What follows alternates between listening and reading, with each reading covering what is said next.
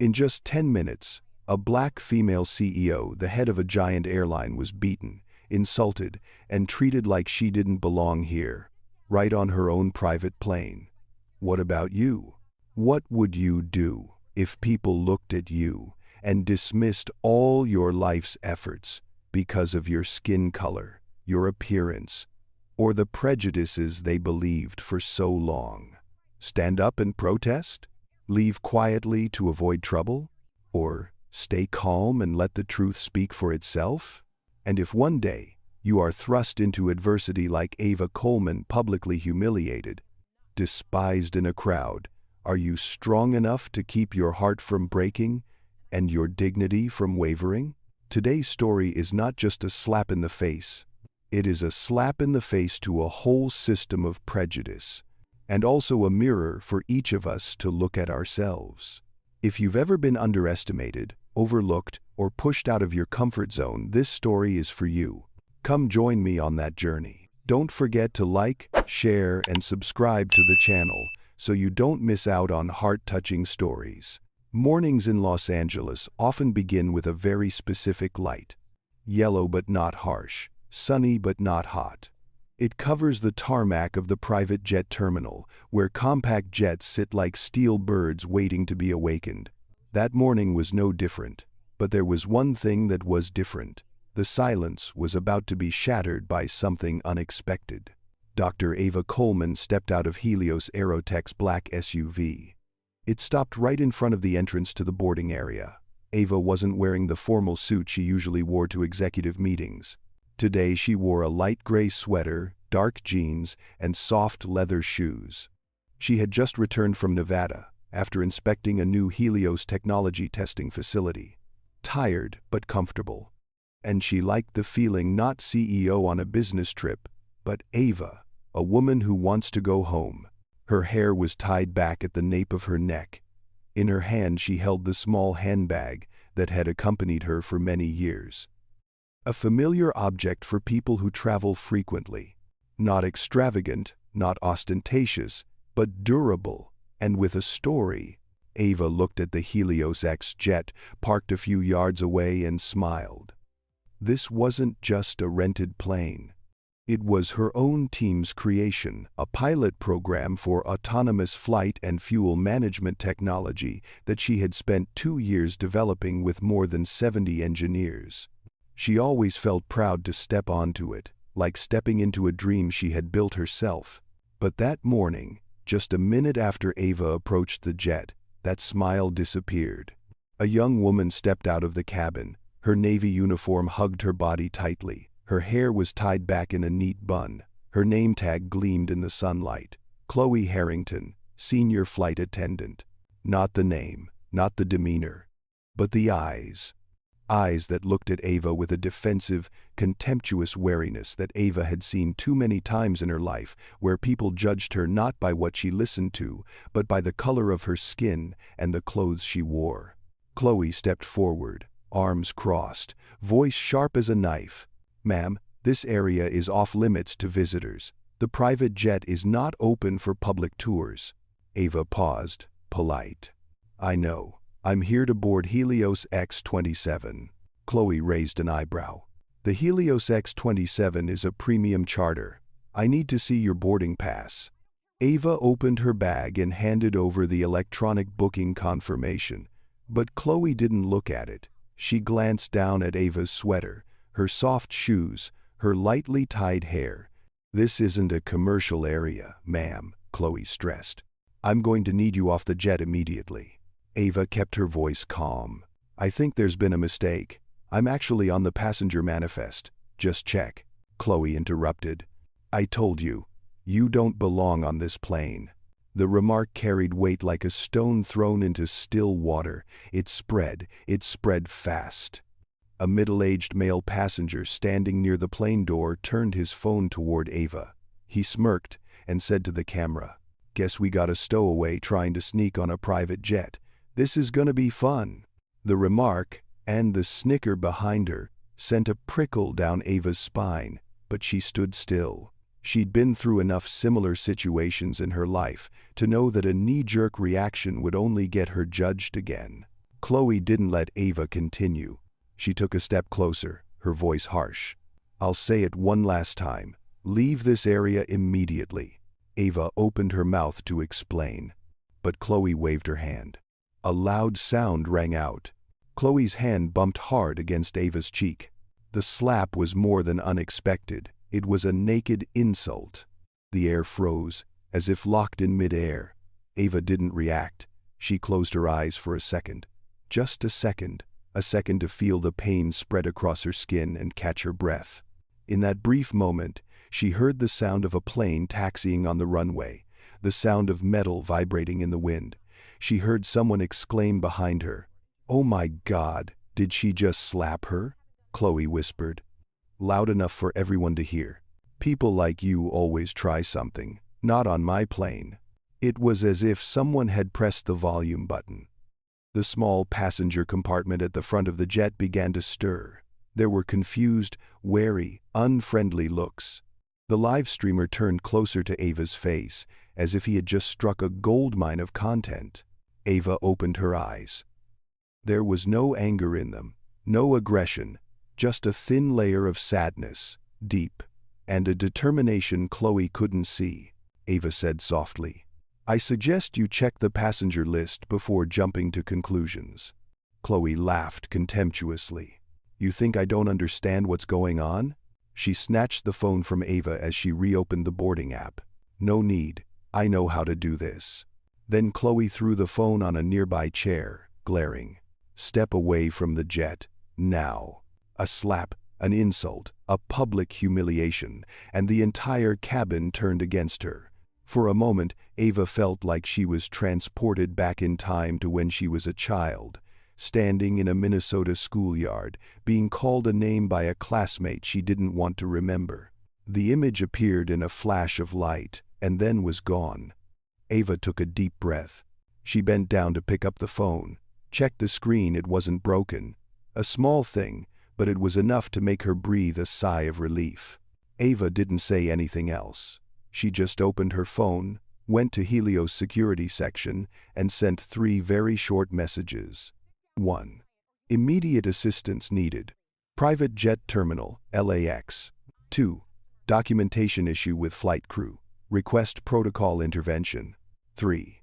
Send to the chairman of the board of directors number. Critical protocol breach. Will brief shortly. She sent them, put her phone back in her pocket, and straightened her back. A small action, but something about the way she stood made several passengers fall silent, not because they understood, but because they were confused by the calmness they did not expect. Chloe waved her hand to signal security. "You two come here. I want this woman escorted off the jet immediately." Ava looked at her one last time. There was no malice in her eyes, only a strange patience. "You are making a very serious mistake," said Ava. Chloe sneered. "The only mistake here is thinking you have the right to stand here." But Ava knew just a few more minutes. The truth would speak for itself. The air in the small waiting area of the Helios X jet seemed to thicken after the slap. No one touched Ava, but their eyes were like tiny arrows, aimed at her, one by one, filled with judgment. Some people looked at Ava as if she had deliberately trespassed into a restricted area. Some looked suspiciously, a little scared. Some looked amused, as if they were witnessing a strange event to recount at dinner. The cabin was small and closed. The soundproofing muffled all surrounding sounds, making every glance and whisper more distinct. A man in a dark blue suit standing near the entrance was the first to speak, his voice filled with exhaustion and annoyance. "Someone please get her out. I have an 8 o'clock meeting in San Jose. I can't let this childish thing delay my flight." Ava heard every word, every sentence, and it was as steady as a thin cut. She didn't turn to look at him, but the way he said it, the way he stretched out the word "she" as if to separate her from the group made Ava feel her heart sink. Nearby, an elderly couple whispered. The husband shook his head. The wife covered her mouth as if afraid of being overheard, but still managed to get the words out clearly. "She doesn't look like someone who can afford the jet charter." "I think Chloe did the right thing." "Well," replied the husband, "everyone thinks they have the right to everything these days."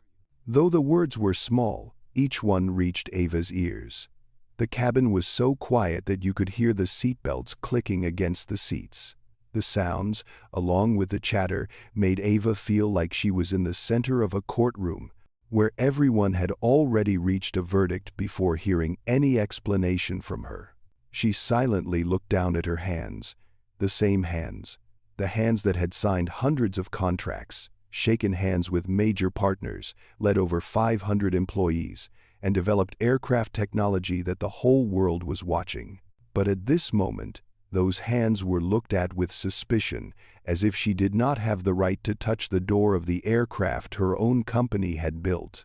Ava let out a small breath, a long breath, both to calm herself and to soothe herself. "Everyone is looking at me like I'm a stranger." The thought made her heart skip a beat. But then she reminded herself, it will all be clear soon. Across the aisle, a young female passenger, around 20-25 years old, sat in a window seat. Her hands shook slightly as she flipped through the pages of her tablet. She glanced at Ava several times, then looked down again, as if afraid of being caught. She seemed to want to say something. She seemed to want to stand up. But the fear in her eyes was stronger than that desire, so she didn't move, didn't say a word. The man live streaming brought the camera closer to Ava. "Everyone, look. This jet is for executives.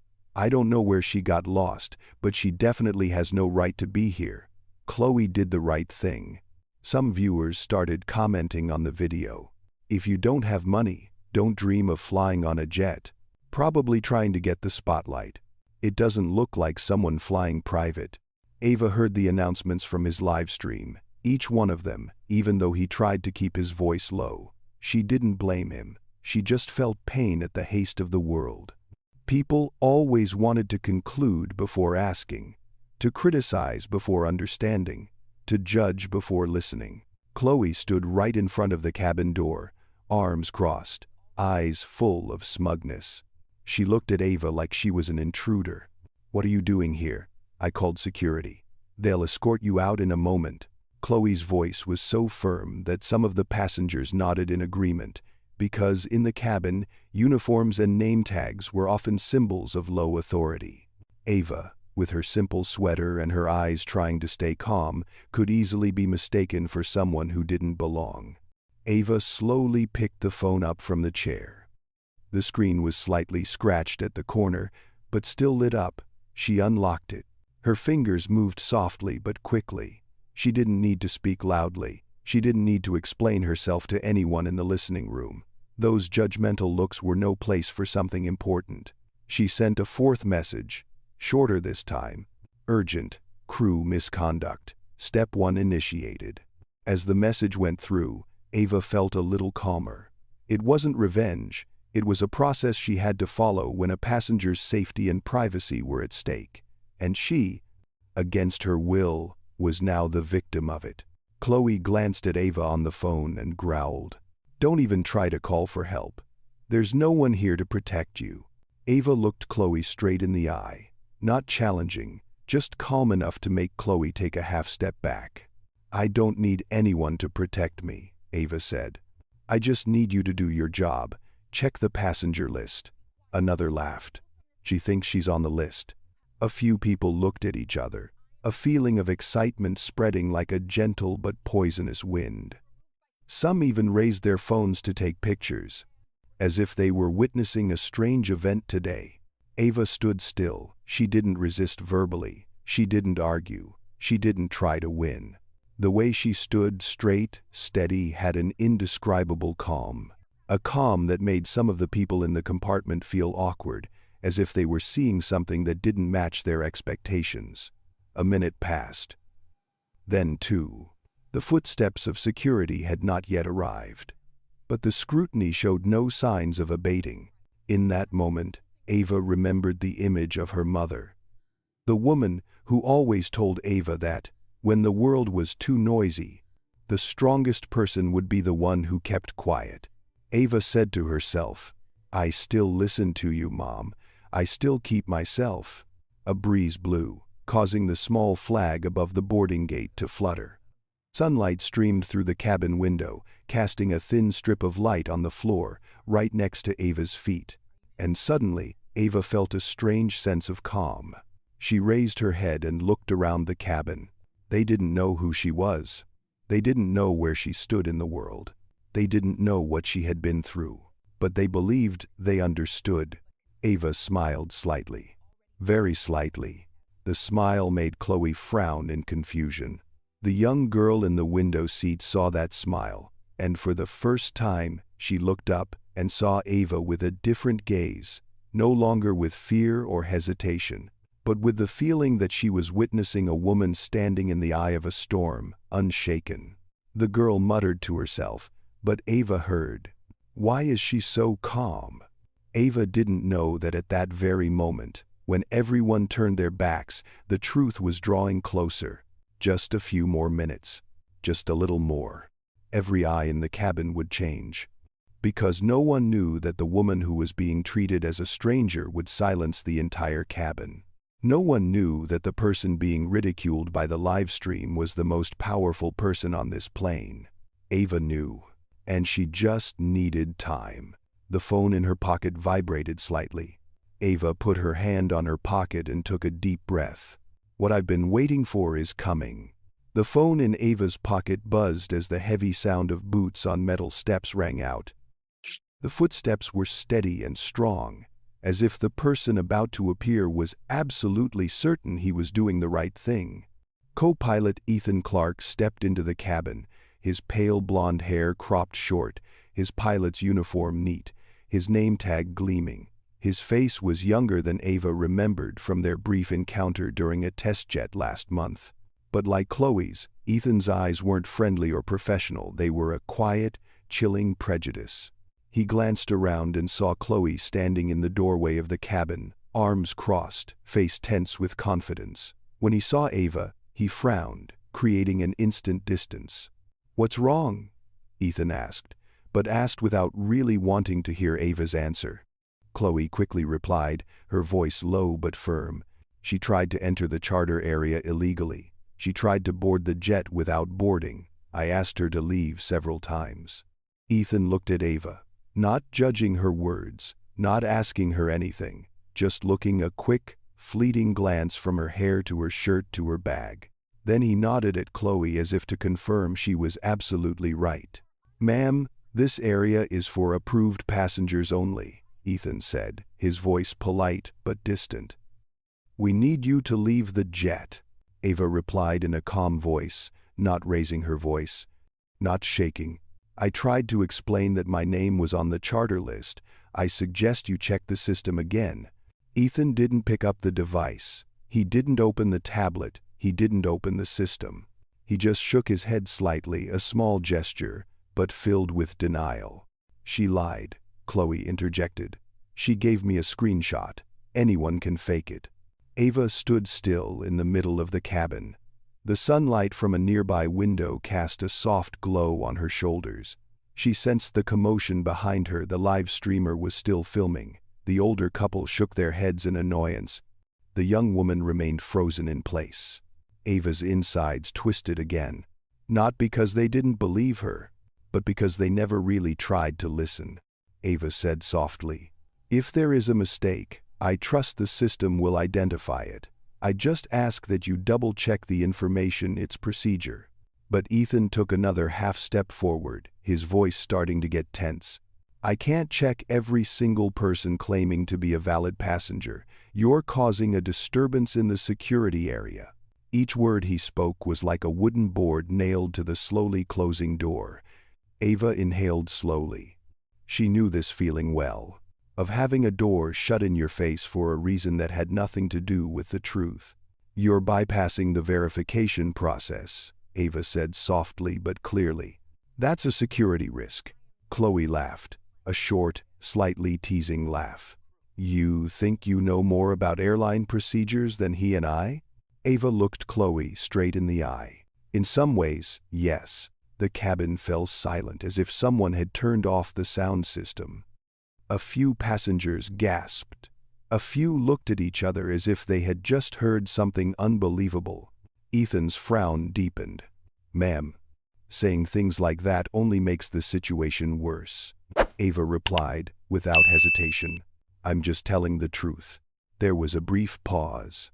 No one in the cabin knew that Ava had been sitting in the Federal Aviation Administration, working with engineers on safety standards. No one knew that Ava had written part of the charter inspection manual that Ethan was unwittingly violating. But Ava doesn't say that. She never uses power to intimidate. She believes in the truth, speaking for itself when the time is right.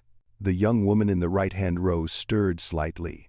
She seemed to be gathering the courage to speak. But the moment was as brief as a breath. Then she bent down again, clenching her fists. "Ethan, call security," Chloe said. "Let them take her away as soon as possible." Ava turned to Ethan, her voice calm. "Are you sure you want to escalate a situation without verifying basic information?" "Ma'am, this is no time for an argument," Ethan replied, trying to keep his voice polite but with a hint of stiffness. "We have procedures. You are not allowed to stand here." Ava wanted to ask again, "What procedure?" But she stopped. Not because she was afraid, but because she understood that arguing now would only add fuel to the fire of their misunderstanding. "They believe Chloe before they even see my papers," she thought. "They want to believe it because it fits with what they think of someone like me. The truth is sometimes not difficult to prove. The difficult thing is to make people look at it." Ava put her phone back in her pocket and glanced out the window. A Gulfstream was taxiing on the runway farther away. The sunlight reflected off the fuselage, as if to remind her that the world was much larger than the small judgments of this cabin. Ethan turned to Chloe. "I'll call security." The words seemed to drag the cabin down a beat. The tension grew. Ava stood as if the ground beneath her feet held firm even as the cabin tilted in a prejudicial direction. Chloe said loudly enough for everyone to hear, "Thanks for waiting. We'll get her out soon." A man shouted, finally settled. Ava heard clearly. The phone vibrated again. She put her hand in her pocket. A message appeared on the screen. "Signal received. Incoming." Ava felt a warmth spread through her chest. Not because she was about to be vindicated, but because she knew the truth was coming toward her, step by step, slowly but surely. Chloe stepped closer to Ava, whispering just enough for the two of them to hear.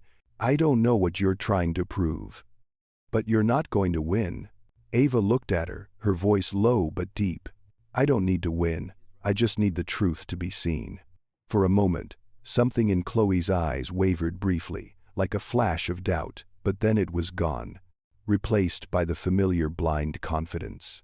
"You should get off the plane before things get worse," she repeated.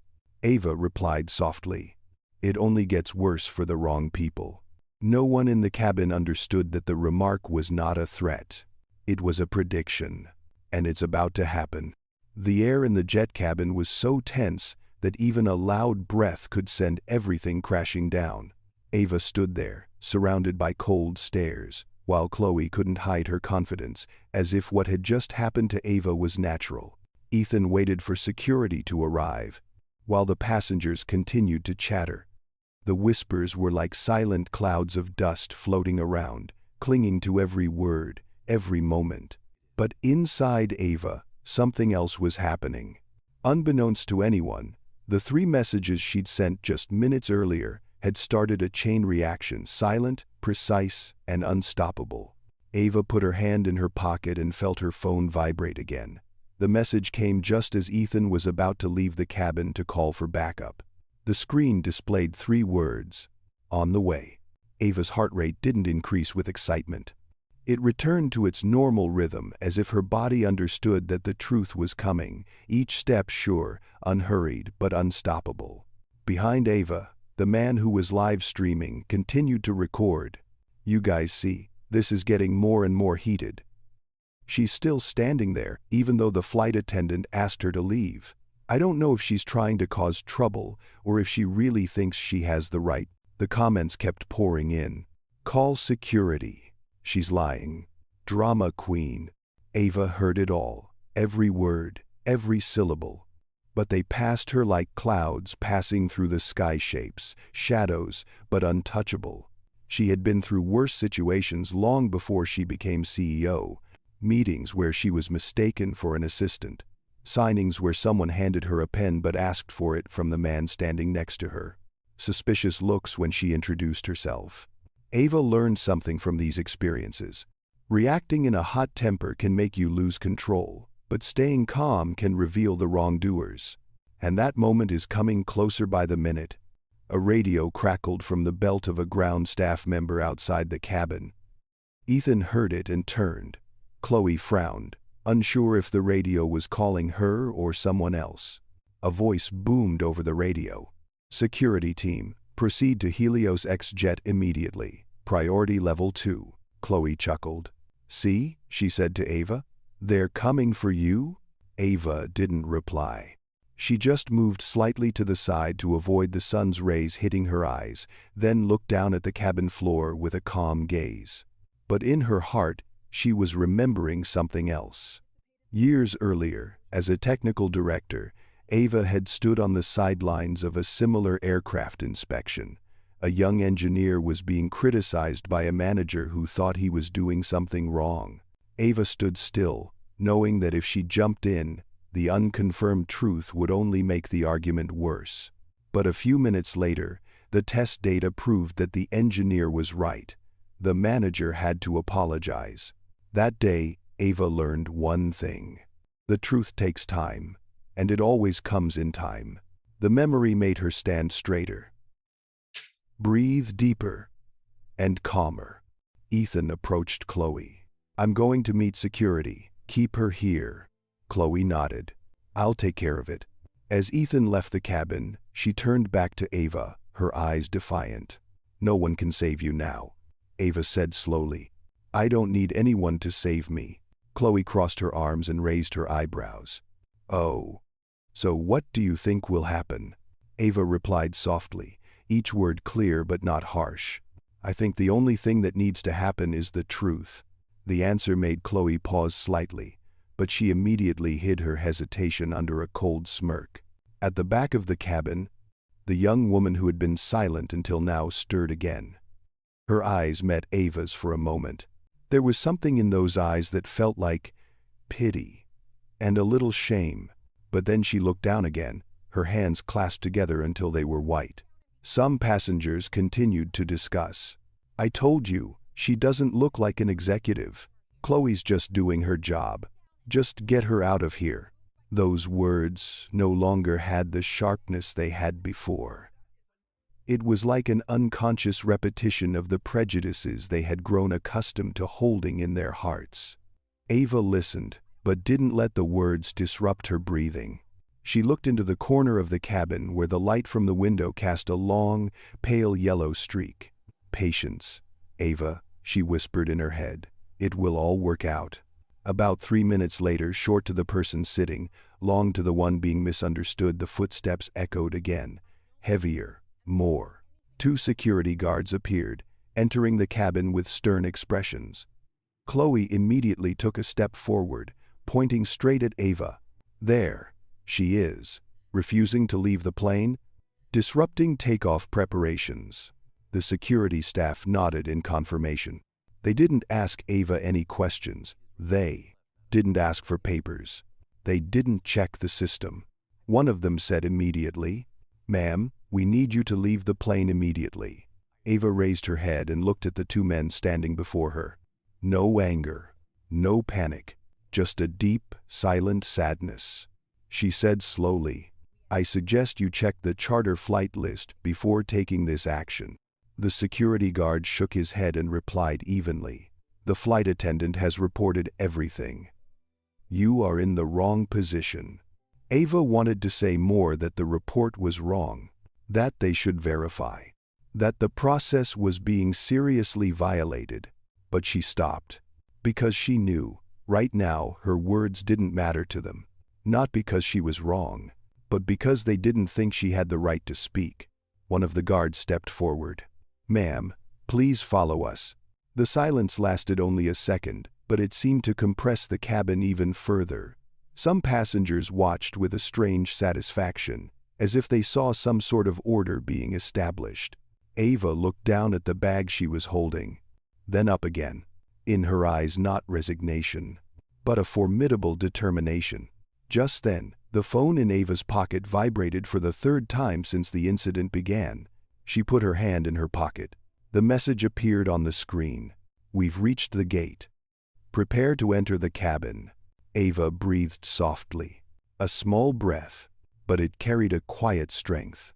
The power of knowing you are right and the truth does not need to be shouted. Ava looked at the two security guards and said, "I'll wait a few more minutes, and I recommend you do the same." The two security guards looked at each other, surprised. Chloe burst out laughing. "Who else do you think will come to help?" Chloe said, her voice contemptuous. "This is a charter plane. This is my area." Ava looked Chloe straight in the eyes. And for the first time, Ava's smile appeared so thin, so slight, but so sharp that it made Chloe tremble. She said, "Chloe, you have no idea whose plane you're on." Then Ava turned away, straightened her back, calm, steadfast as a mast in the wind. The remaining 10 minutes of this morning would change everything.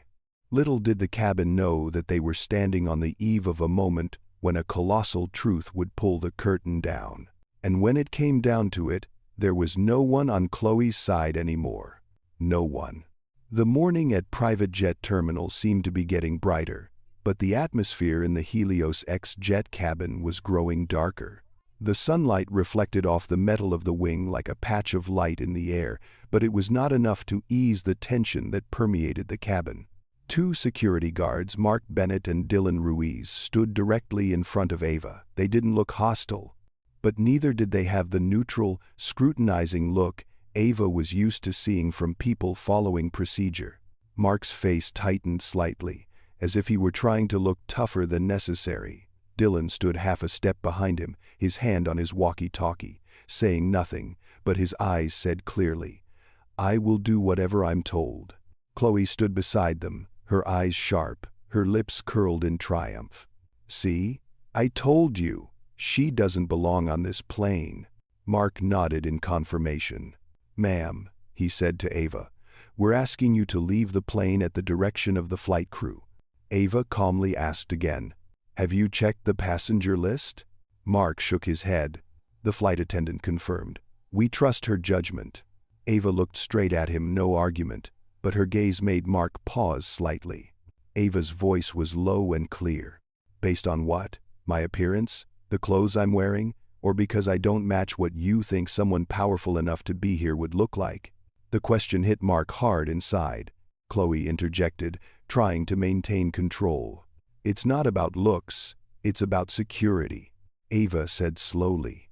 "If it is a security issue, then identity verification is the first step. But you guys ignore it." At that moment, the air seemed to freeze. Chloe rolled her eyes, but couldn't immediately refute. Mark hurried as if to cover up his momentary hesitation. "Ma'am, I need you to leave the cabin, as soon as possible." Ava asked again, "What if I refuse?" Dylan took another half-step forward, his voice low and precise. "We will be forced to take coercive measures." A few passengers gasped. The man live-streaming brought the camera closer, as if afraid to miss any moment. Ava felt a sense of helplessness spread through her chest, not because of fear of security, but because their decisions were so quick, so blind, so based on the words of someone not of a higher rank. Ava thought to herself, "They don't see me. They only see what they want to believe." The young woman sitting by the window, the only one in the cabin who seemed uncomfortable with what was going on, moved. She looked at Ava, her eyes filled with concern. For a moment, Ava saw the hesitation in those eyes, wanting to speak up but afraid of being criticized, afraid of being dragged into a conflict she didn't know how to handle. Ava smiled softly at the girl, a small, genuine smile.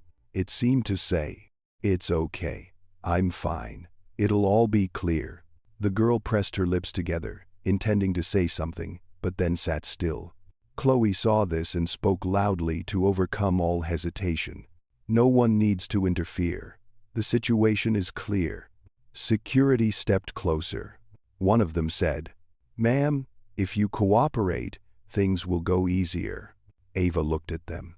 There was no anger, no fear, just a calm disappointment, one that made both Mark and Dylan uncomfortable, but they didn't understand why. A voice came from the passenger side. "That's right, take her away. We've waited long enough." Ava heard it. The words stabbed her in the chest slowly. Not because they were on Chloe's side, she'd seen that from the start, but because they didn't think she deserved a fair hearing. Ava thought about the time she'd walked into a meeting room and seen suspicious looks. She thought about the first meeting when Helios Aerotech was a tiny startup and an investor said bluntly, "I think you should have a white man pitch." Those memories came flooding back. At the same time, security reached out to touch her arm. Ava took a gentle step back. "No need to touch me," she said. "We're both adults. I'm not a danger." Mark nodded in agreement. "Then please come with us." Ava was about to reply when Dylan's radio buzzed. A voice echoed softly over the radio waves. "Special control team is coming. Hold position. Repeat, hold position." All three of them, Mark, Dylan, and Chloe, were stunned. Chloe looked around in confusion, as if not understanding what was happening. Ethan, who had entered the cabin from a distance, also stopped when he heard the radio signal. He frowned, trying to hide his unexplained concern. "What's going on?" Ethan asked. Mark shook his head. "I don't know." "Orders from the supervisor." Ava stood still, saying nothing, but her heart skipped a beat. She knew what was coming. Chloe, perhaps sensing that control was slipping away, raised her voice. "I don't understand why they had to send a special team. The problem here is clear. She has no right to be on this plane." Ava looked at Chloe. Her voice was low and warm, but had a depth that silenced the entire compartment. "Chloe, the issue here is not rights. It's the truth." Chloe snapped back. "The truth is, I don't belong on this jet." Ava shook her head slightly. "The truth," she said slowly, "is about to enter this compartment. Just a few minutes." Chloe chuckled, thinking Ava was trying to act strong before being escorted out. The live streamer turned back to Chloe and whispered, "This is gonna explode." Ava heard it, and she let out a slow breath. Not from nervousness, but from the knowledge that what needed to happen was almost done. Suddenly, another sound came from the front of the cabin firm, loud but unhurried footsteps. Not ordinary security, not ground staff. This is the footstep of a true authority. Ethan spun around. Chloe jumped slightly. Mark and Dylan stood at attention, eyes fixed on the cabin door. Ava stood still. She didn't turn around. There was no need. She knew exactly who was walking in. A man's voice rang out, not too loud but enough to make the whole cabin fall silent. "Sorry for keeping you all waiting. I need to speak to the accused passenger here immediately." Ava closed her eyes for a second, then opened them again. Not because she was shaking, but because this moment was more important than anything she could say. Chloe smiled, turning back as if to receive support from her superior. But then she stopped when she saw who just walked in. Not a manager, not a regular security monitor, but it was the highest-ranking representative of the jet operator, someone that even Ethan had to stand at attention upon seeing. Ava looked up, and in that moment, the truth began to reveal itself, layer by layer, like a curtain about to fall. This moment will change the face of the entire cabin, and that entire crew had just 10 minutes before everything went downhill. The man in the gray suit entered the cabin without needing to speak loudly. His presence was enough to make the room quiet down for a moment. He stood straight, walked slowly but surely, and carried the calm demeanor of someone used to handling situations where his words could decide an entire mission. The small metal nameplate on his left chest read, "Jonathan Reed, Regional Director, Falcon Air Charter Division." Several passengers in the cabin recognized him immediately. They straightened their backs and adjusted their shirts reflexively. Ethan stood up straight, his hands behind his back, a professional habit. Chloe didn't know whether to stand at attention or continue her confident attitude. She swallowed, trying to keep her composure. "Director Reed, thank you for coming. I've told you the whole situation." Jonathan raised his hand to stop her. It was a small gesture, but it was enough to silence Chloe. He turned away from Chloe and looked at Ava. There was a slight pause in his gaze, not surprise, but realization. "Ma'am, I want to hear from you first," he said in a low, measured voice. "The flight crew reported that you intentionally boarded the plane without a boarding pass. I need to verify the situation." Ava nodded slightly. "Thank you for asking me before jumping to conclusions." Jonathan was silent for a moment. The way Ava spoke, calm, not angry, but clear, got his attention immediately. Ava opened her purse and took out a small, rectangular, silvery metal object. Not a piece of paper, not a boarding pass, but a card, thick, heavy, made of cold-plated titanium, with a familiar logo, Helios Aerotech Executive Access. The card reflected the light in the compartment, like a thin cut into the tense air. Ava placed the card in Jonathan's hand, as gently as if handing him a precious object. "This is Helios's high-level identification card. I am the head of the Helios X program. This aircraft is part of the project's test range." Jonathan glanced at the card and his eyes widened for just the tiniest moment. Just enough for anyone with eyes to notice. Chloe looked at the card and laughed, but this time it was a lopsided laugh, not as confident as before. "Oh my God, anyone could fake these cards. I've seen them on Etsy." Jonathan turned his head. "Chloe." Just one word, but his voice made Chloe gasp, taking a half-step back. Jonathan lifted the card in his hand to his face. He turned it over. It had a microchip security chip that Helios used only for executive use. He pressed the edge of the card lightly. The card made a small, almost metal click. A string of blue characters appeared, an internal identification code. Jonathan exhaled slowly. This is a real card. And not just any executive card.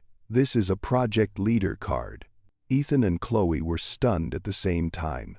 Security Mark also unconsciously took a step back. No one said anything for a few seconds. Ava stood still, no pride, no arrogance. Just calm, as if she had known all this would happen. Jonathan took a closer look at Ava.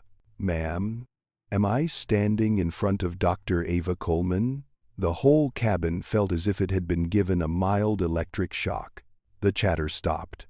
A passenger dropped a pen on the floor but did not dare to pick it up. Ava nodded, very slightly. "Yes, I'm Ava Coleman." The young girl who had been sitting silently all this time blurted out, "Oh my gosh, I know her. I saw her talk at the Aviation Technology Conference last year." The man who was live streaming immediately lowered his camera. He was no longer smiling. His face paled. Jonathan clutched the card in his hand, as if trying to make sure this wasn't a mistake. "Dr. Coleman, I apologize for the inconvenience." Chloe stammered. "Wait. No, I don't know. Jonathan turned to Chloe. His eyes were no longer those of someone who had come to help handle the situation. They were those of someone who had realized his team had just made a serious mistake. Very serious. Ethan spoke up, his voice trembling slightly. I didn't know we were dealing with Dr. Coleman. I really didn't." Ava repeated, calmly, but with the weight of a thin sheet of steel. "You don't need to know who I am to treat me properly. Just follow the procedure." That made Ethan bow his head. Mark and Dylan, the two security guards, also fell silent. Jonathan sighed heavily. Then he took out his phone and dialed the number quickly, with the reflex of someone who is too used to making calls he doesn't want to make. "Urgent meeting. Cabin crew number FC2114. "Immediately," he said to the person on the other end of the line. His voice was not loud, but it was so serious that it sent shivers down the spine of some of the passengers. Chloe tried to muster up her last bit of confidence. But she doesn't look like an executive. Jonathan spun around. You have no right to judge who looks or doesn't look like an executive. Never. Chloe opened her mouth, but no sound came out. Ava stood still, watching the scene before her not with gloating, but with a strange sadness. A deep weariness welled up inside her, the weariness of someone who had been through this too many times. But underneath it was another layer. A layer of determination. A layer of someone who understood that this was a moment when the rules needed to be put right. Jonathan handed the card back to Ava with both hands. Dr. Coleman, please allow me to handle this situation properly. Ava took the card back and put it in her pocket. Thank you, Director Reed. Jonathan turned to Mark and Dylan. No one is to touch this passenger again. Stand aside. The two security guards immediately followed. Ethan opened his mouth to say something, but couldn't find the right words. He just mumbled, Sorry, I really don't know. Ava looked at him, her voice light as the wind. I know. But that doesn't make what happened just now any more right. The whole cabin was dead silent. Only the sound of the air conditioner and the wind blowing through the wings could be heard. Then, as a second twist, Jonathan added, We don't stop there.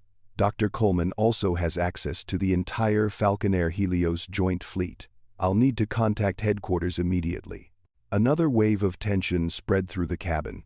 Ava didn't react. She just looked down at her hands that had endured too many misjudgments, and squeezed them gently. Not to reassure herself, but to remind herself, stay still. Just stay still. The truth spoke for her. In the cabin, no one dared to move. The people who had judged her the most were the ones with their heads bowed the most. And that was just the beginning. In 10 minutes, everything would change. The atmosphere in the cabin was completely different after Director Jonathan Reed appeared. No more whispers. No more laughter. No more eyes looking at Ava like a stranger. Instead, there was a silence so thick that you could hear the slight sound of the air conditioner turning on. Ava was still standing in the same place in the middle of the narrow aisle, the light casting a soft shadow over her face. She was silent, but not the silence of someone who had lost power. It was the silence of someone who knew she was in the right place, in the right way. A few steps away, Chloe was still standing there. But her demeanor no longer had the initial stiff confidence. Her hands were clenched, as if she was trying to hold on to her last bit of power. But Director Reed's shadow behind her made her not dare to take another step forward. Ethan, the co-pilot, stared down at the cabin floor, his hands behind his back, his spine stiff. He had been wrong from the start. He knew it, but he had no idea how serious his mistake would be. Director Reed took a slow breath. Dr. Coleman, he said, let me call a representative from headquarters to work with you and handle the team here. Ava nodded. Thank you. She spoke very softly, but in the compressed air, her voice rang out so clearly that it startled a few people. Jonathan pulled out his phone, turned a few steps away to make the call. His voice was low but clear enough to hear each sentence. We have a serious problem at Helios X Jet. I need the senior executive team. It involves Dr. Ava Coleman. Yes, that's right. That person. The whole cabin heard the words "that person" clearly. No one dared to question it anymore. They knew very well what that person meant. The young girl, the only one who had wanted to speak but didn't dare, placed her hand on her chest, as if to steady herself. She turned to Ava, her eyes filled with gratitude and admiration. But Ava wasn't looking at anyone. She was staring down at the cockpit floor, as if contemplating something deeper than what was happening. An elderly passenger whispered to his wife, "You know, I have never seen a flight crew make such a mistake." The wife swallowed. Because they judge a person by their appearance. The husband was silent. Yes, we were wrong from the start. Chloe took a deep breath, then took a step closer to Jonathan, trying to keep her voice calm. "Director Reed, I was just doing my job. I felt suspicious, so—" Jonathan turned. Just a look. Not a shout. Not a growl. But enough to shut Chloe up. "Doubt is not the problem. Failure to verify is the problem," he said. The words hit the air like a slap so hard and direct that Chloe blushed. She took a step back, biting her lip until it turned white. Ava remained silent. She didn't mean to offend anyone.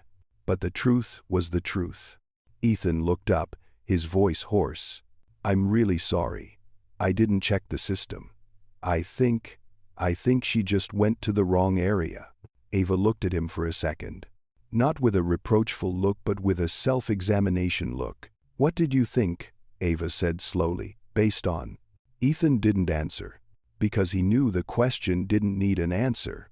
He knew what he was relying on. It is not a sin to judge others by intuition. But to rely on intuition to deny the truth is wrong. Jonathan ended the call and returned to the cabin.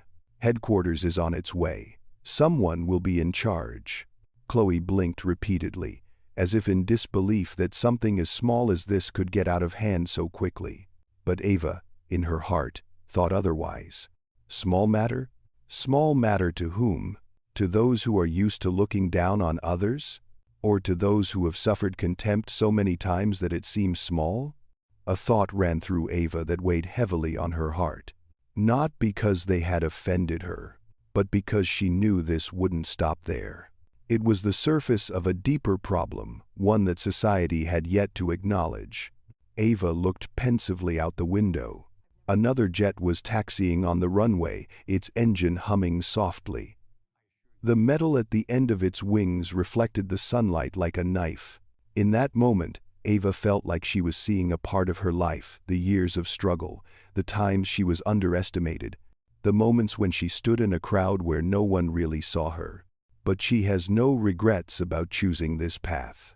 She believes change does not come from shouting. Change comes from the moment the truth can no longer be ignored. And that moment is getting closer by the second. Security Mark stood still, but his hands trembled slightly with guilt. He suddenly spoke. "Ma'am, Dr. Coleman, I'm sorry too. I didn't ask you any questions." Ava turned to him, her eyes softening. "You were just following the report." "But," Mark bit his lip, "I should have checked." Ava nodded slightly. "Yes, it should be." Mark bowed his head, not out of shame before Ava, but out of shame before his own conscience.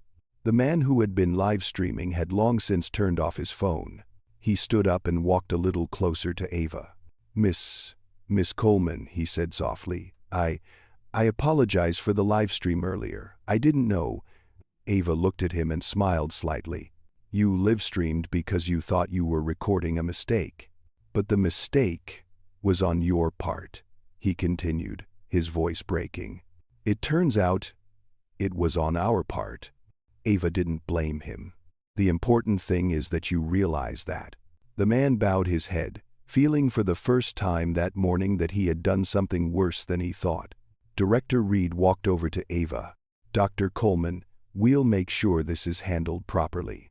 Ava nodded. "I don't need anyone getting hurt. I just want justice."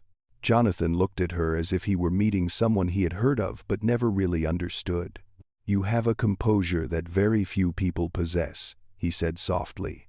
Ava replied, "Calmness is not something I was born with. It was something I learned." Jonathan got the idea. "Very well." The cabin door made a small click. Everyone turned. A group of 3 men in black suits walked in, official representatives from Falcon Air HQ. None of them smiled. They weren't there to observe. They were there to conclude. Chloe paled. Ethan froze. Mark and Dylan stood as straight as brick walls. Ava stood still, not moving, not appearing to win. The group of 3 looked straight at Ava first, as if identifying the central figure of the incident. Then they looked at Chloe. One person said, "We have been informed that passengers were discriminated against and denied proper access to the aircraft." Chloe swallowed, stepping back. "No, I don't, I just—" Ava didn't interject. There was no need.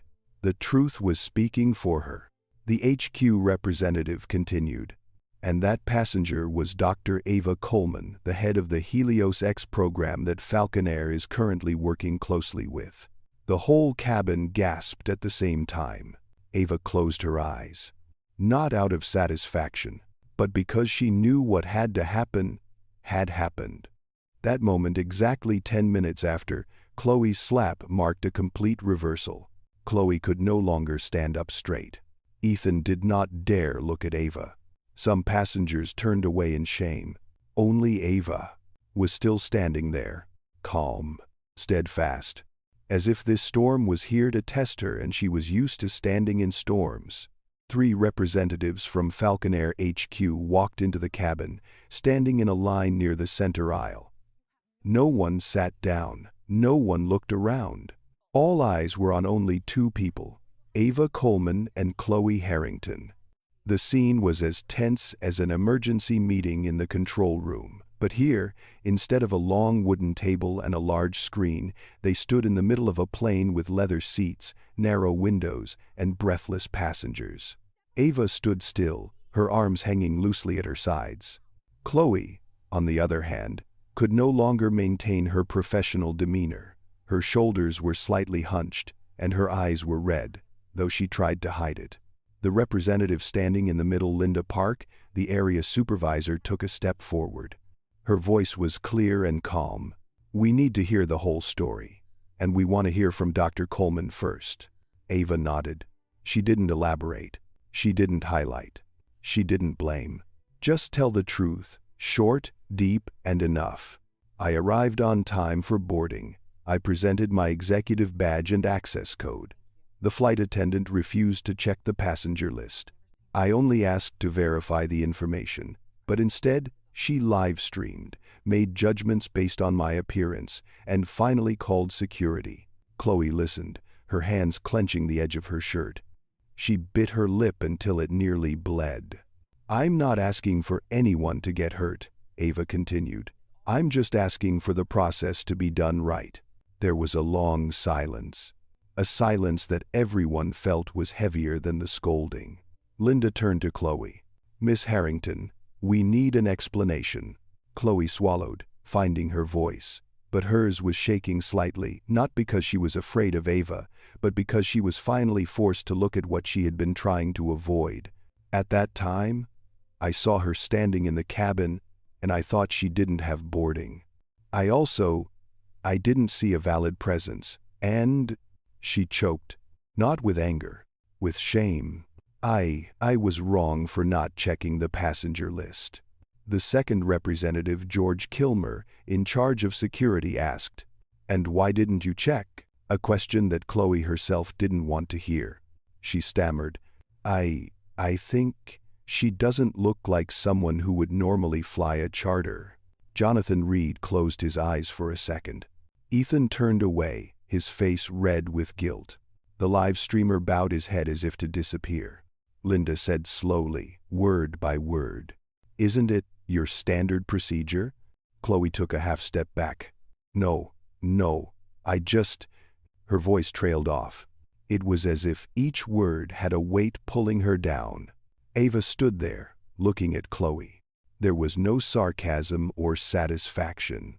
Only sadness, the sadness of someone who was all too familiar with this kind of judgment. Linda turned to Ava. "Dr. Coleman, do you have anything to add?" Ava thought for a few seconds, then replied, "I just want to say this. I'm not standing here today to put anyone out of a job. But every passenger, not just me, deserves respect. Deserves to be considered for information, not judged based on appearance." Several passengers bowed their heads. The young woman looked at Ava as if she were looking into a mirror, reflecting back the things she had been afraid to say. Mark Security suddenly spoke up, his voice low but firm. "I'm sorry. I didn't verify the information. I only listened to the flight attendant's report." George looked at him. "You have the right to check yourself." Mark nodded. "I know. And I didn't do the right thing." Dylan, standing behind Mark, also whispered, "Me too." The way they admit it is not to make excuses, but as if they are standing before themselves to look back. Linda jotted down a few quick notes on her tablet and asked Ava, "Do you have any specific requests?" Ava shook her head. "No. I'm not asking for punishment. I just want due process. And I want this to be seen as an opportunity to look at the bigger problem." Linda looked at Ava for a long time. There was respect in her eyes. And awe, something Chloe had never seen in this cabin. Ava continued, her voice soft but ringing like a small bell in the silence.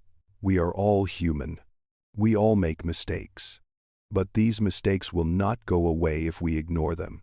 There was a very long silence. No one dared to break it. No one dared to cough. Linda changed her posture and announced, "We will make a report. And based on this report, the entire crew of the charter flight will be temporarily suspended for investigation." Chloe was stunned. "Suspend the entire team?" Her voice was breathless. "Yes," Linda confirmed. "Because this is not a personal error. This is a system error." Ethan squeezed his eyes shut. He understood that it wasn't Ava's intention to break them in this moment, it was their actions that did it. Chloe let out a gasp, as if her legs were giving out. "But I didn't mean to." Linda replied immediately. "The issue is not whether it was intentional or not, it's the consequences." Ava looked at Chloe, then said softly, "No one is born perfect. What matters is what we learn from what we do." That made Chloe cry. Not because she was angry, but because she knew Ava could have demanded harsh punishment. But she didn't. The young girl in the window seat also wiped away tears. She didn't know if it was because she felt sorry for Ava or for herself for having kept silent for so long. Another HQ representative said, "Dr. Coleman, we would like to invite you to the VIP room to wait a few minutes while we process the flight crew." But Ava shook her head. "I want to stay here." Linda was surprised. "Why?" Ava looked around the cabin where she had been seen as an intruder, where many had turned their backs on her. Her voice was soft but powerful, making everyone silent.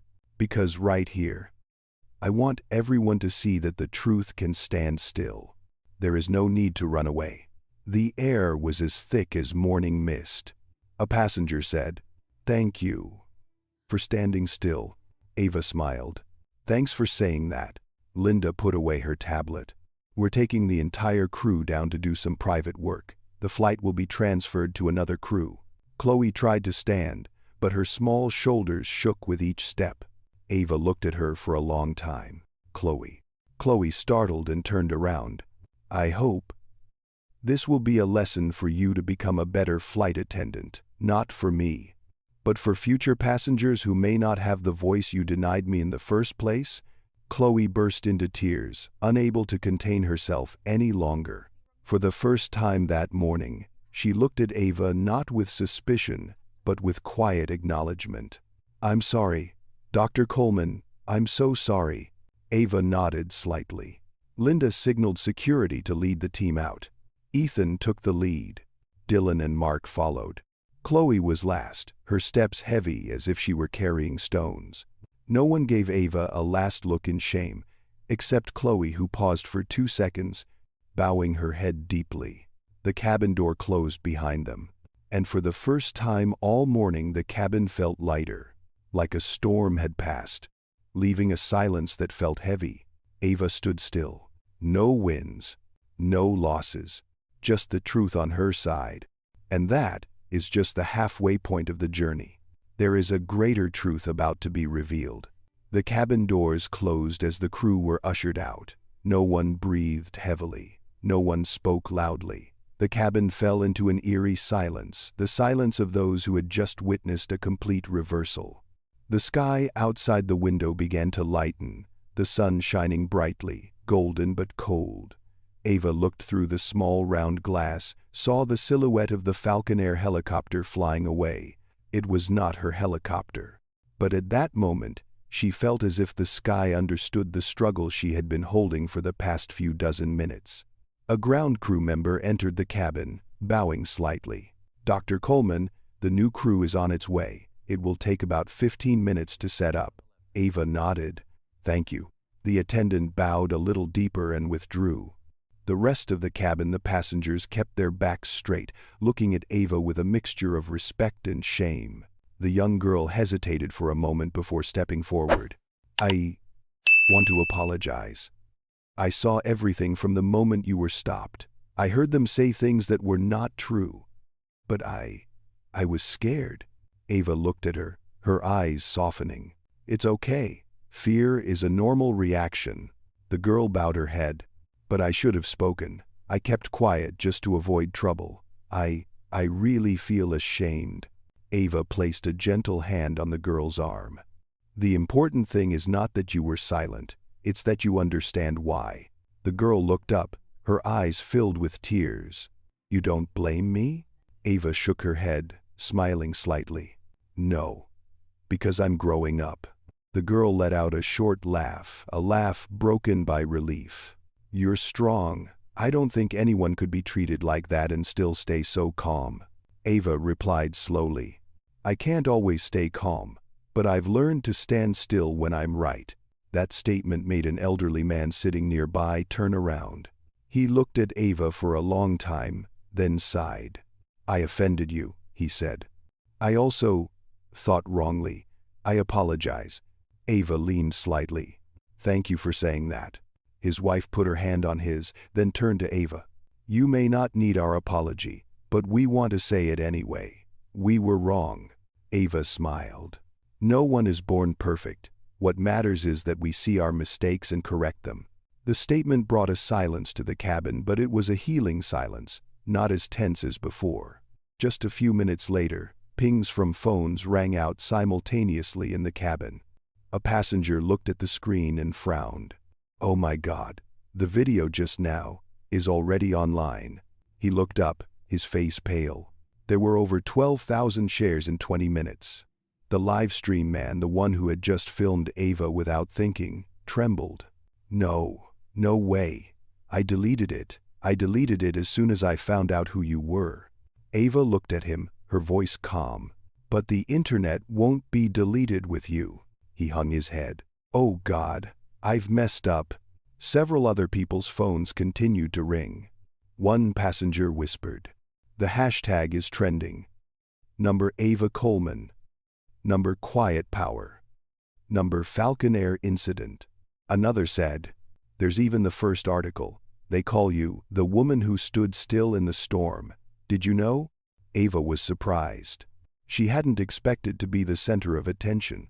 She'd just wanted to board a business flight. And now the entire airline industry was staring at this cabin. Linda from Falcon Air HQ returned to the cabin just as an employee gave more information. Miss Park, the press has reached the communications department. We need a response. Linda nodded, looking at Ava. Dr. Coleman. I'm so sorry that this situation has become so big. Ava replied softly. I don't want it to be an event, but sometimes things just get out of hand. Linda sighed. Yes. But it is our responsibility to deal with the consequences. Jonathan Reed returned from the phone call. Falcon Air has temporarily shut down the comment page. But it's spreading. Chloe was just taken out of the cabin, but her live stream is still being shared widely. The young woman looked down. I saw the video. I saw. They said you didn't look like someone who should be on a charter flight. They said some terrible things. Ava looked at the girl. Do you know why I'm standing still? Because I am strong, the girl replied immediately. Ava shook her head. No, because if you scream, the story will be told the way they want. A black woman caused trouble on a plane. But when you stand still, the truth speaks for itself. The girl was silent, but her eyes reflected something like awakening. In the cabin, the phones continued to ring. News sites, groups, anonymous nicknames, everyone was analyzing, discussing, sharing. Ethan saw the news and his face turned pale. I was wrong. I could be fired. Jonathan turned to him. You will be held accountable. But what is right and wrong is not who she is. What is wrong is that you refuse to follow the process. Ethan bowed his head, his voice choked. Dr. Coleman, I'm sorry, I didn't think. Ava interrupted softly. I know. But Ethan, remember this. Not thinking does not absolve you of responsibility. It only makes you a contributor to the fire of error. Ethan shuddered. Ava didn't speak harshly, but her every word touched the deepest part of human conscience. Ava's phone vibrated. A message from her team. We saw the video.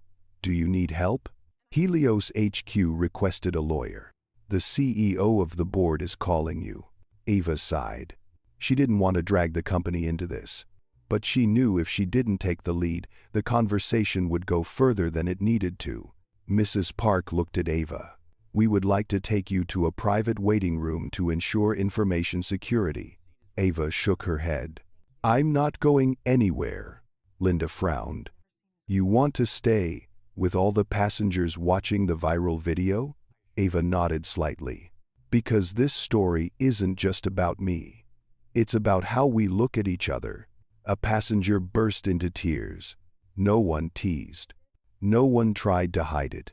The atmosphere in the cabin was no longer heavy. It felt like a group healing session. Everyone looked at themselves. Jonathan stood in front of the cabin, his phone still on.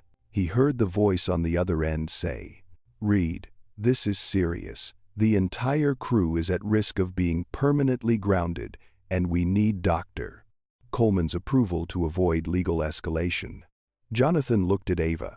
Dr. Coleman, they want to know if you have any legal claims. Ava looked down. She thought for a moment. Her inner struggle was palpable. They deserve to be sued. But will it change minds? Or will it just create another pointless fight? Finally, Ava said, I'm not suing. Jonathan's eyes widened. Are you sure? I'm not suing, Ava emphasized. But I want to meet with the Falcon Air team, all of them, to talk about this. Linda exhaled. You mean security? Ava shook her head. No, I want to talk about prejudice. The cabin fell silent again, but this time with absolute respect. Ava continued. No policy can correct bias if the people implementing it don't look at themselves.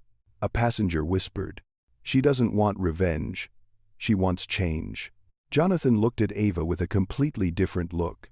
We're going to have a meeting. You're going to start it. Ava nodded. Thank you. Suddenly, a passenger's phone rang with a loud announcement.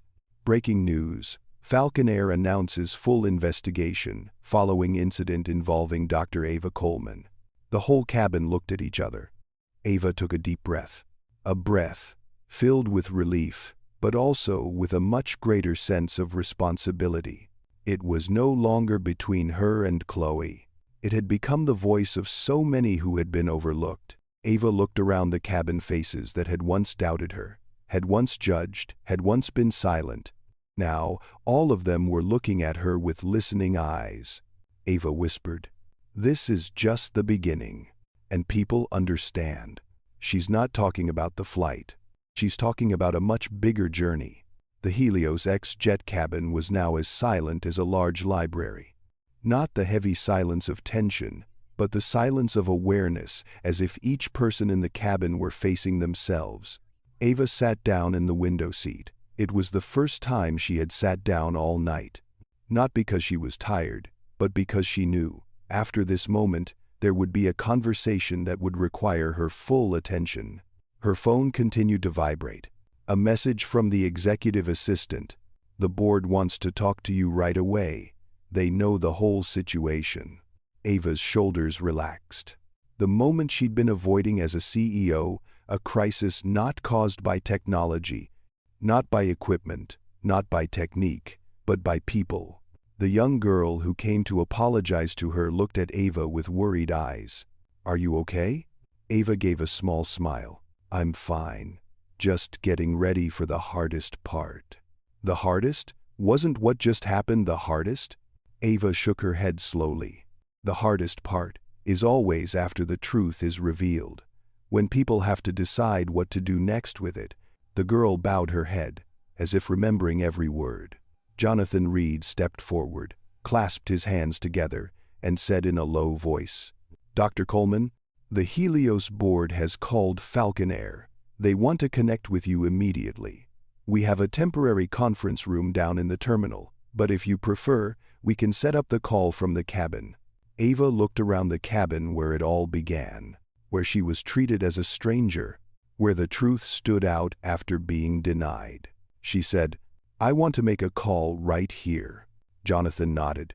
He understood what she meant without further questioning. A technician came in and quickly set up the video conferencing equipment on the small screen next to the seat. The passengers remained silent, no one leaving the cabin even though they could. As the screen lit up, an image of the Helios board appeared, 5 senior faces, all serious. Ava adjusted the microphone, sitting up straight, not in a show of authority, but with the confidence of someone who knew the weight of her words. The board chairman, Samuel Hart, spoke first. "Ava, we just watched the video and read the initial reports. Do you have anything to say?"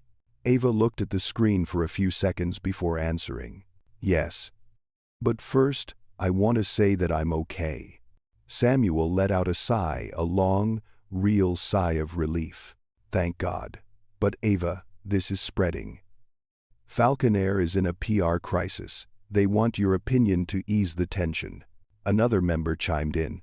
"But Ava, we want to know what you want." The question made the cabin quiet again.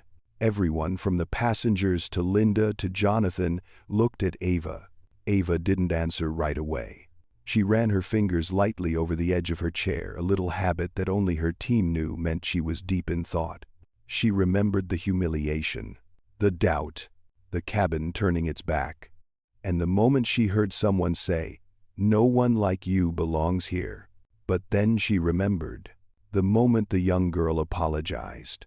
The moment the man on live stream bowed his head. The moment the elderly passenger admitted his mistake. The moment Linda asked her with genuine respect. Finally, Ava said, "I don't want Falcon Air to fail. I don't want anyone to lose their job so I can be the hero. I want something much simpler, but also much harder." Samuel asked, "What?" Ava took a deep breath. "I want Falcon Air and all airlines to see this as a reminder that bias is not just a personal problem, it's an industry-wide problem, and I want to work together to fix it." A board member raised an eyebrow. "You said cooperation?" Ava nodded. "Yes. I want to build a cross-functional training program between Helios and Falcon Air. I want to standardize the verification process. I want to build unconscious bias workshops for the entire passenger crew interaction team." Samuel looked at Ava, as if seeing for the first time her intelligence not just in the lab, but in the way she looked at people. "Ava, you want to fix an entire system." Ava replied with a calm look. "If I had the chance to fix it, I would not choose to retaliate." A board member chuckled. "You're always unpredictable, Ava. I thought you'd let the legal team handle it." Ava smiled. "Legal can win a war, but it can't change minds." In the cabin, a few passengers nodded involuntarily. She paused, eyes falling to her hands that had shaken in countless large meetings when she was younger, but were now steady enough to keep her composure amid dire situations. Ava continued, "I believe that true power is when the truth is used to rebuild, not destroy." Linda came over and stood behind Ava in silent support. Jonathan stood next to her with his arms crossed, nodding. Samuel said, "Falcon Air just informed us that they have agreed to launch this partnership program with you." Ava was a little surprised. "Immediately?" "Yes," Samuel replied, "because they know that if they don't do it now, public trust will be lost." Ava nodded slowly. "Okay, I'll host." The entire cabin, strangers to her less than an hour ago, burst into a collective smile. Not happy, but relieved that the right thing had happened. An elderly passenger raised his hand, asking permission to speak. Ava looked at him and nodded. He said hoarsely but clearly, "You didn't just fix an airline, you fixed part of our trust in each other." Ava was silent for 2 seconds, not because she was proud but because the words made her heart ache slightly. She replied, "I just do what I believe is right." The young girl who had been standing behind continued, "But you did what many people dare not do. You stood still and let the truth shine through." Ava brushed her hair behind her ear, her voice softening. "It was not easy to stand still, but if I had reacted as they expected, the story would have been different." The girl nodded, her eyes red. Jonathan, after a moment of listening to the call, turned to Ava. "They want to know when you're free to attend the first meeting." Ava smiled. "When this flight takes off." He laughed, a rare laugh from a man always stressed with schedules. Ava leaned back in her seat and looked out the window. The midday sun shone on the fuselage, creating thin, sword-like streaks of light. Suddenly, she felt something very strange. She no longer felt as alone as when she had just entered the cabin. That once prejudiced space has now become a place where people learn to look at each other with new eyes. Ava said softly, almost in a whisper, "A broken system can be fixed, but only if the people who built it are willing to look back." No one in the cabin heard that sentence, but perhaps everyone felt the same thing in their hearts. In that moment of silence, Ava's phone vibrated again. A message from her mother. "Daughter, I saw the video. I am proud of you for standing still without bowing your head." Ava closed her eyes slightly. A small tear, very light, fell onto her hand. No one saw. And Ava didn't wipe it away. Because these were not tears of weakness. These were tears of someone who understood that the truth once spoken would make a bigger difference than they ever imagined. Ava opened her eyes, looked at the screen that had turned off. Then she whispered to herself, "Okay, it's just beginning." About 15 minutes after the call with the Helios Council, the atmosphere in front of the plane began to become more lively. From the terminal door, a group of 3 people in pristine uniforms walked forward. They did not walk hurriedly, but they did not walk slowly either. Each step showed the standard of conduct, something the passengers had long expected. They are the replacement crew. The first thing Ava noticed as the group entered the cabin, their eyes were clean. No judgment, no suspicion, no regard for anyone as strange or out of place. Linda Park stepped forward to greet them. "This is the new crew. Today's captain is Captain Lily Warren." The woman at the head of the group smiled. It was a small smile, but enough to make the cabin relax a beat. "Hello everyone," Captain Warren said. "We have been briefed on the situation. We will make sure everything is done by the book." Her voice was not hard, but as solid as a closed door. No one could shake it.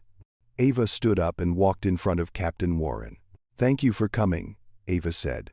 Captain Warren looked at Ava with a look Ava hadn't seen from her former teammates, respect and understanding. "It is our honor to serve you, Dr. Coleman." From the corner of the cabin, a few passengers nodded slightly at that statement, as if they had just witnessed the exact behavior they had come to expect from the start. While Captain Warren checks the passenger list and related paperwork, Ava notices something interesting. The new crew is not looking at her for evaluation. They're looking at the documents for confirmation. The young girl standing nearby whispered, "That's right, just like you said. They verify first, then conclude." Ava smiled slightly. Procedures are there to protect everyone, passengers and crew alike, but when people ignore them, prejudice fills the void. The girl nodded, as if she had just learned the greatest lesson of her life. In the back of the cabin, Jonathan Reed continued to receive messages from Falcon Air HQ. He looked at Ava. "They have grounded the entire old fleet pending investigation. Do you have anything to say to the media? They are waiting." Ava shook her head. "I don't want this to become a personal attack. Let them investigate. When the time comes, I'll tell them." Linda exhaled, the light sigh of someone relieved of an unnecessary worry. "I have to say, Dr. Coleman, the way you handled things left us in awe." Ava replied with a modest smile. "Things would have been worse if I let my emotions lead me." Jonathan interjected, his voice full of fairness. You stand still, but your weight causes the entire system to shift. Ava turned slightly to the window. Jonathan's words reminded her of her father who had taught her. You don't need to shout to be heard. Just stand firm. Ava's eyes softened for a moment. When the new crew completed their inspection, Captain Warren returned to the cabin. We are ready for the flight. If the passengers are okay, we will start boarding again. An elderly man raised his hand. Captain, we don't have any problems. We just want everything to be done right. Captain Warren bowed slightly and replied, Thank you for your patience. We will take care of it. Perhaps for the first time in this stormy morning, the cabin felt properly cared for. Ava walked back to her seat, the chair she wasn't even allowed to get near in the first place. As she placed her hands on the arm of the chair, she paused for a beat. Not to remember the insult, but to remember how you got over it. A passenger behind whispered, Dr. Coleman, I just want to say, you have changed the way I look at things. Ava turned slightly. What are you looking at? Look at others. Look at yourself. Ava nodded, her eyes shining with relief. Thanks for saying that. Sometimes just one person noticing is a good start. The man bowed his head, a simple yet sincere gesture. The new crew began preparing for the departure checklist. The cabin was brighter, and the low hum of machinery rose like a breath of air preparing for flight. But just when everyone thought everything was quiet, Jonathan received another notification and his face paled. Ava saw the change. What's wrong, Jonathan? He hesitated, then showed her the phone. On the screen was a message from Falcon Air HQ, the second video that went viral, footage from a security camera. The former crew wasn't just prejudiced, they also deliberately withheld information about the passengers before security entered the cabin. Ava read slowly. She didn't frown or flinch. She just felt a familiar feeling. A slight sadness, the kind of sadness that comes from someone who has seen a lot of disappointment in her life. She whispered, I know they are wrong, but I don't think they would hide information. Jonathan sighed. This is a serious issue. If Falcon Air doesn't handle it properly, they will be subject to a class action lawsuit. Linda stood beside him, her face tense. We didn't know the camera recorded everything. Ava looked at Linda for a long moment, not judging, but looking directly at her. Linda, the truth cannot be hidden. It is people who try to hide it. Linda bowed her head. You're right. Captain Warren approached Ava and Jonathan. We just received further instructions. This flight must take off as scheduled, but before it does, we are asked to ensure Dr. Coleman feels safe and respected. Ava frowned slightly. Why emphasize that? Jonathan said. Because Falcon Air feared legal repercussions from the second video. They wanted to prove that the new crew was completely up to standard. Ava looked over at the cabin, where everyone was watching in silence, as if looking at the epicenter of some major event. She said, I don't need special privileges. I just need process and respect like every other passenger. Captain Warren smiled. And you will get it, I promise. As she was about to sit down, Ava heard the intercom. Dear passengers, thank you for your patience. We are about to take off. Many people breathed a sigh of relief. The young girl looked at Ava, her voice soft but full of emotion. Sister, I've never seen anyone change the atmosphere of a room just by standing still. Ava smiled. It's not that I changed the room, it's that the room recognizes itself. The young girl laughed, a warm, very American, very ordinary laugh. I still think you're so strong. I want to be like you. Ava looked the girl straight in the eyes. No need to be strong. Just be straight when facing the truth. A soft silence fell. Not a heavy one, but a silence of absorption. From the cabin door, Jonathan called, Ava, the crew is ready. When you are ready, we will take off. Ava looked around the cabin, a place that had changed in just over an hour. Not because she screamed, not because she argued, because she stood still and let the truth speak for itself. She nodded. Okay, let's fly. And that was the moment the flight began again. A flight does not just take people from point A to point B. It also takes their perception from seeing to understanding, and takes Ava Coleman on the next phase of a journey that even she doesn't know what will unfold. As the plane lifted off the runway, everyone in the cabin exhaled at the same time. It was like stepping through a heavy door, leaving behind a room filled with whirlwinds. The engine hum gradually slowed, the plane tilted slightly, and then stabilized in the sky. Below, Los Angeles shrank into pale yellow blocks. Captain Lily Warren came on the intercom, her voice clear and warm. "Passengers, we have reached a stable altitude. The flight will proceed smoothly. Thank you for your patience and understanding. This is a different day, and I believe we will remember it for the right reasons." A few soft laughs rang out, not because of joy, but because of receiving very human sympathy. Ava sat in the right seat of the cabin, looking out the window. The white clouds stretched out like soft mountains, but Ava's heart was not as light as the sky. There were things she had yet to let herself say. There were pains she had kept hidden for so long that she thought she had forgotten. A moment later, Jonathan Reed walked over and stood next to Ava's chair. "Are you okay?" he asked softly. Ava took a few seconds to look at him. "Fine. But tired." Jonathan nodded as if he knew the feeling. "You don't have to be strong all the time, Ava." Ava chuckled. "You say that as if I have a choice." Jonathan was silent for a long moment. Then he sat down in the chair opposite Ava, leaning forward. "Ava, everyone has been saying you're strong since this morning, but I think what they truly respect about you isn't your strength. It's how you don't let your pain turn into hatred." Ava looked down at her hands. "There are words you think you don't need to hear, but when you do, your heart softens." "Jonathan," she said slowly, "do you know what tires me the most?" "What?" "It's not that they insult me, it's that they think they have the right to judge me just because of who I am, just because of the color of my skin." Ava's voice didn't tremble, but the truth in it was enough to silence the cabin. She continued, "I went through things like that when I was a kid.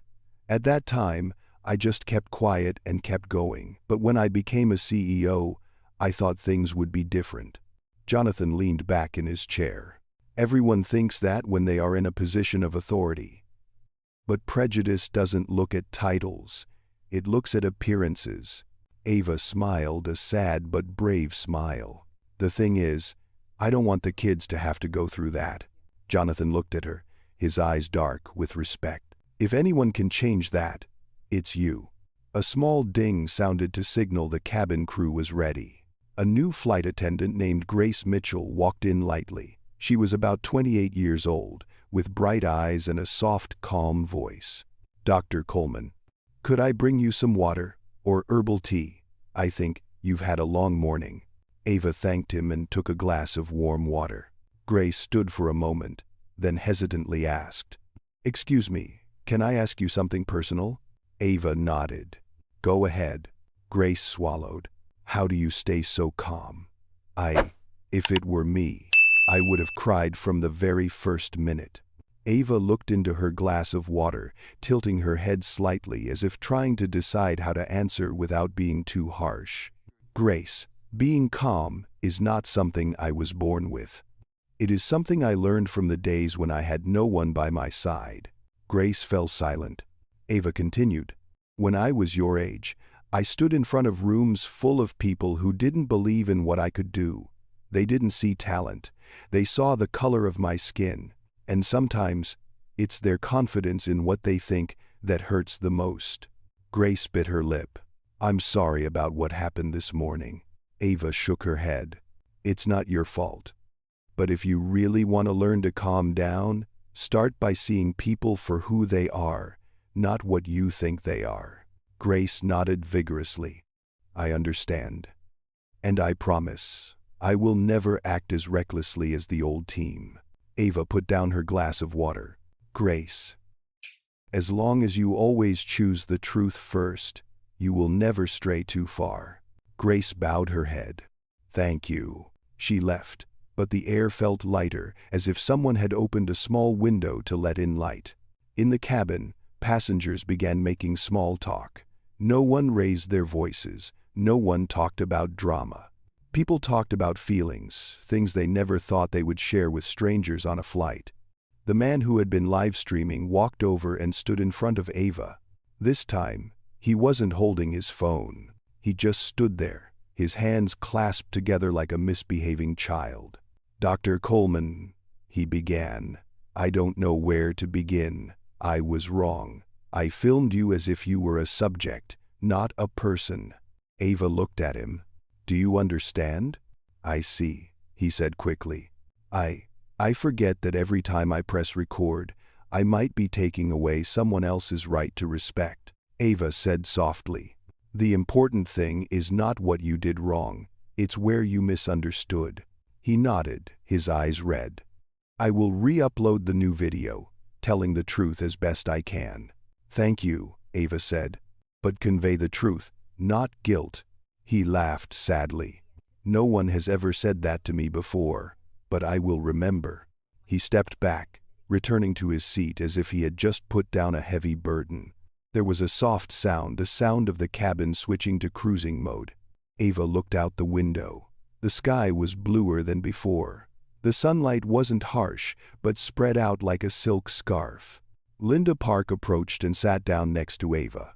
"Dr. Coleman," she said, "I've been meaning to say this for a while, but I've been so busy this morning. I'm sorry about what happened." Ava replied softly, "I know it's not an intentional error from the system, but it's an error from unseen vulnerabilities."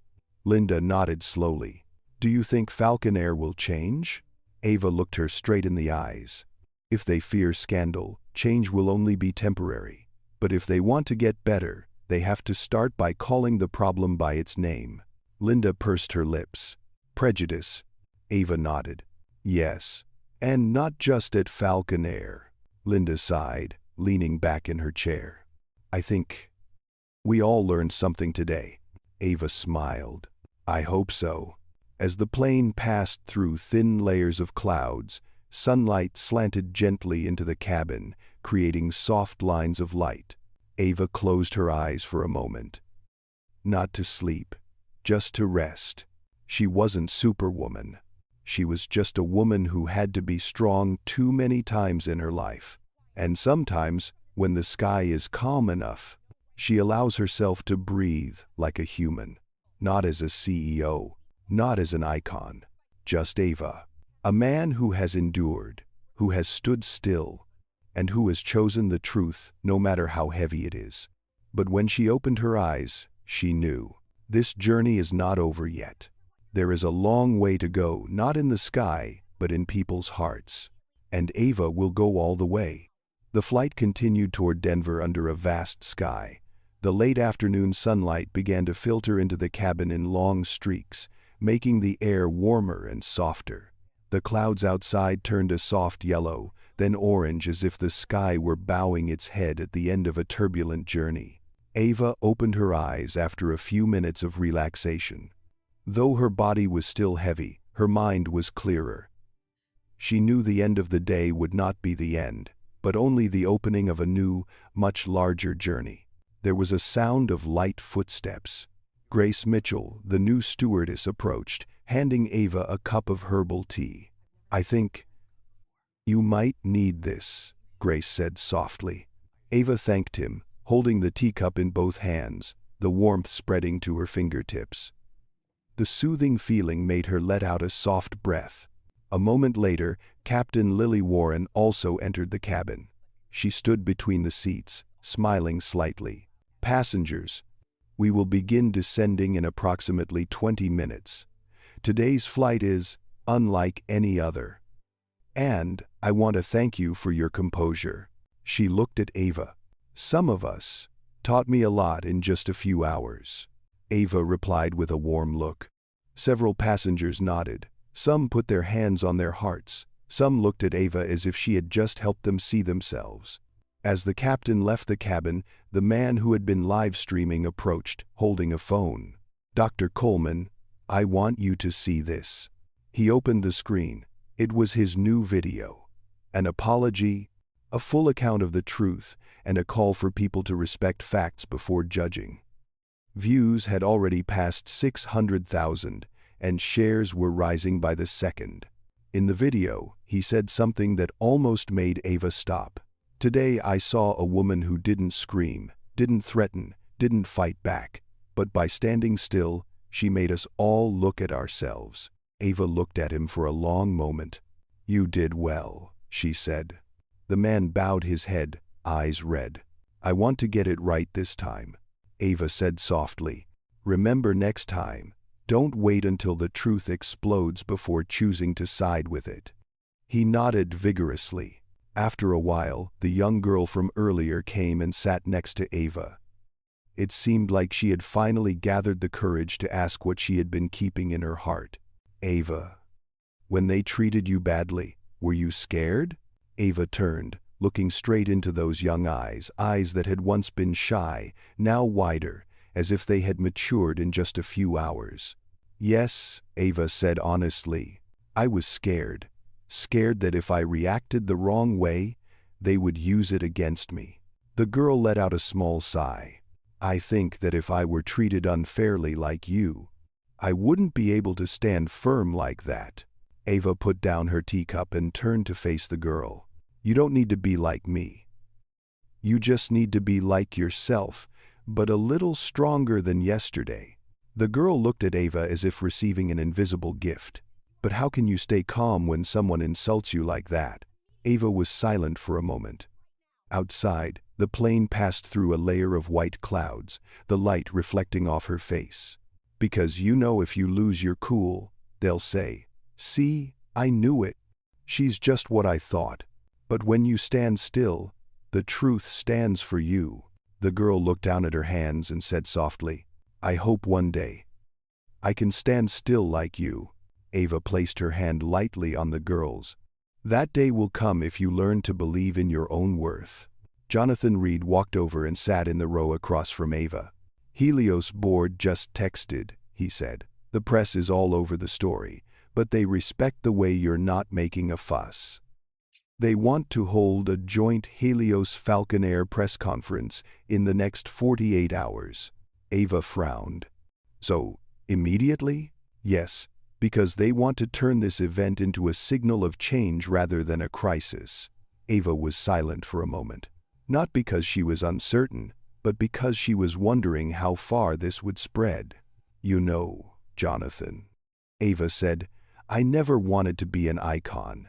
I just wanted to do my job, live a normal life." Jonathan sighed.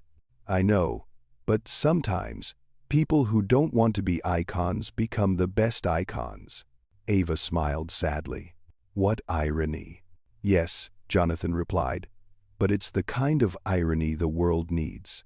The cabin rang with a ding. Captain Warren came on the loudspeaker. "We are preparing to land. Please fasten your seatbelts." The cabin settled. Outside, Denver was emerging from the evening light, a streak of blue-purple stretching to the horizon. Ava closed her eyes for a second, then opened them. She had a feeling this moment would stay with her for a long time, a hyphen between one chapter and the next. As the plane touched down on the runway, the cabin shook slightly. A few people clapped, not because the flight was safe, but because things had finally come to a stop. In that moment, Ava heard a whisper behind her. "This is not just a flight. This is a lesson." Ava didn't turn around. She just smiled. When the plane came to a complete stop, the cabin was fully lit. The crew began assisting passengers off the plane. But before they left, Captain Warren stood in front of the cabin, bowing to Ava. "Dr. Coleman, thank you for everything." Ava replied, "I was just doing the right thing." Captain Warren shook his head. "No, you do what is necessary." Then she stepped aside to let the passengers off. The young girl walked past Ava and whispered, "I will remember today as a lesson to grow up." Ava smiled. "And I will grow up well." The live stream man stopped. I will never forget the way you stood still. Ava nodded. Just don't forget to reflect on yourself. He placed his hand on his chest. I promise. The elderly couple also approached. The wife said, "She made us understand what we had been avoiding all our lives." Ava said softly, "It's best we see it while it can be fixed." The husband replied, "Thank you for not getting angry with us." Ava smiled. "I'm not angry. I'm just sad." But sadness is part of growing up.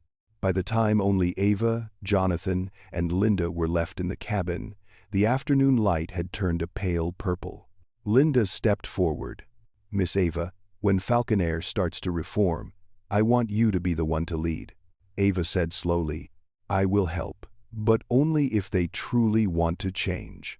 Jonathan said, "I think after today, they will want to."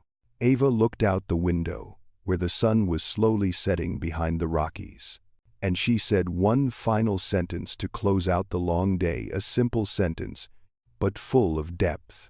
Sometimes, the truth needs a slap to wake up a system, but the healing comes from how we stand up after that slap. Jonathan looked at Ava for a long moment. "You know, Ava, today you didn't just save your honor.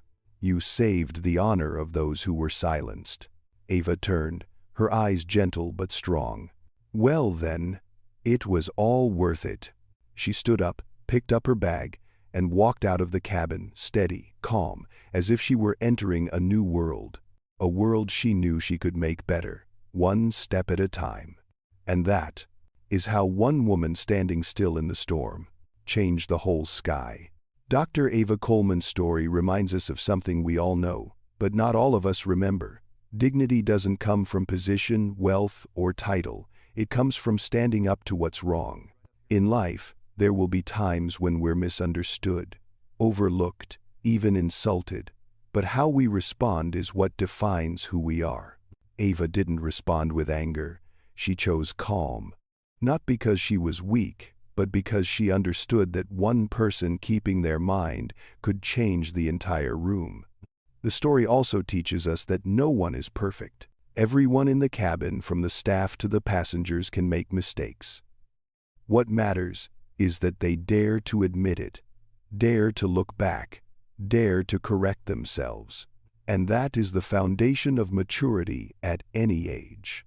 For older audiences, this message is even more important to ponder. Life is not measured by the number of years we live, but by the times we are brave enough to look back at ourselves. Prejudice does not disappear overnight. But if everyone were willing to change a little, the world would be much easier to breathe. Thank you for taking the time to listen to this story. If it touches you, makes you think, or brings back memories from your life, please like, share, and subscribe to the channel to spread more good messages. Your support helps us continue to tell stories that are deep, valuable, and full of humanity.